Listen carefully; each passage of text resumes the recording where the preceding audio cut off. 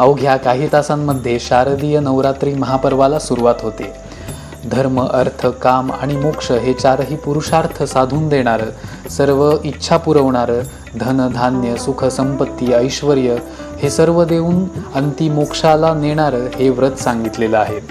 श्रीमद्देवी भागवत महापुराणामध्ये भगवान व्यास महर्षी सांगतात की या पृथ्वी तलावर कोणताही उपवास, कोणतंही व्रत, कोणतंही दान, धर्म, पुण्य हे नवरात्री व्रताची बरोबरी करूच शकत नाही. असं व्रत कोणतं अस्तित्वातच नाही आहे. चैत्र आणि अश्विन महिन्यामध्ये मुख्यत्वे नवरात्रोत्सव साजरा केला जातो. त्यातील अश्विन महिन्यातील नवरात्रोत्सव हा शरद ऋतूमध्ये येत असल्याकारणाने याला शारदीय नवरात्री असंही म्हणतात. शरद ऋतूमधील वातावरण हे आरोग्याच्या दृष्टीने अत्यंत हानिकारक असल्याने यामध्ये शक्ती देणाऱ्या जगदंबेची उपासना करायला शास्त्रांनी सांगितलेलं आहे. तर या सर्वश्रेष्ठ अशा नवरात्रोत्सवामध्ये देवीची उपासना करायची म्हणजे नक्की काय करायचं, तर या नवरात्री व्रताचे मुख्य 4 पैलू सांगितलेले आहेत. ते म्हणजे देवी पूजन, देवी प्रित्यर्थ हवन, कुमारी पूजन आणि ब्राह्मण पूजन. तर पहिल्या देवी पूजनाच्या अंतर्गत देवीची विविध उपचारांनी, उपहारांनी पूजा करणे म्हणजेच वस्त्र, धूप, दीप, अलंकार, नैवेद्य आदींनी देवीची पूजा करणे, तसेच नृत्य, गायन आदींनी देवीचं मनोरंजन म्हणजे देवीची सेवा करणे हे समाविष्ट आहे.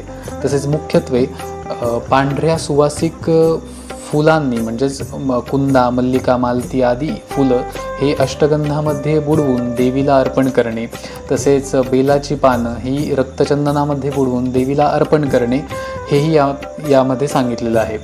याने सुख, समृद्धी, धनधान्य, ऐश्वर हे येतं. कुलस्वामिनीची कृपा प्राप्त होते आणि परिणामी सर्व नकारात्मकता ही आयुष्यातून आणि आपल्या घरातून निघून जाते.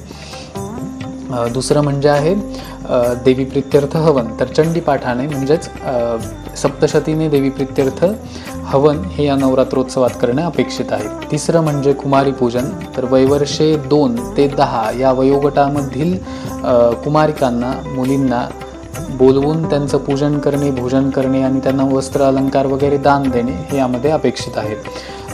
रोज 9 किंवा पहिल्या दिवशी 1, दुसऱ्या दिवशी 2 असं वाढवत 9व्या दिवशी 9 या प्रकारे सुद्धा कुमारी पूजन आपण करू शकता. नाहीतर शक्य नसल्यास किमान रोज एका तरी कुमारिकेचं पूजन नवरात्रामध्ये करणं हे अपेक्षित आहे. आणि ब्राह्मण भोजन हे यथाशक्ती करायला सांगितलेलं आहे. तर अशा प्रकारे नवरात्री व्रत साजरं करण्याचं विधान श्रीमद्देवी भागवत महापुराणात आहे आणि ते यथाशक्ती आपल्याला जमेल तसं आपण आचरण केलं पाहिजे. आजच्या जीवनशैलीला पाहता 9 दिवसांचा उपवास जर शक्य नसेल तर केवळ सप्तमी, अष्टमी आणि नवमी हा 3 दिवस तरी उपवास करावा.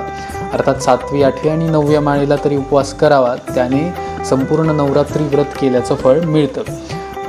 जर तेही शक्य नसेल तर केवळ अष्टमीला तरी किमान आपल्या कुलदैवते प्रित्यर्थ, आपल्या कुलस्वामिनी प्रित्यर्थ उपवास हा केलाच पाहिजे असं श्रीमद्देवी भागवतामध्ये म्हटलं आहे. आयुष्यात काहीही दान, धर्म, जप, पुण्य करणं नाही जमलं तरी किमान आपल्या कुलस्वामिनी प्रित्यर्थ मनुष्याने नवरात्री व्रत हे केलंच पाहिजे असं शास्त्रांचं विधान. आपल्या कुलस्वामिनी प्रित्यर्थ जो हे नवरात्री व्रत आचरण करतो त्याच्या सर्व शोक, रोग, बाधा, दुःख यांचा विनाश करून स्वयं जगदंबा ही त्याचं आयुष्य सुख, संपत्ती, धनधान्य, ऐश्वर्याने भरते आणि नंतरोनंती त्याचा परमार्थ पण साधून देते. अशा या नवरात्री व्रताच्या तुम्हा सर्वांना खूप खूप शुभेच्छा. भुवनेश्वरी शरण.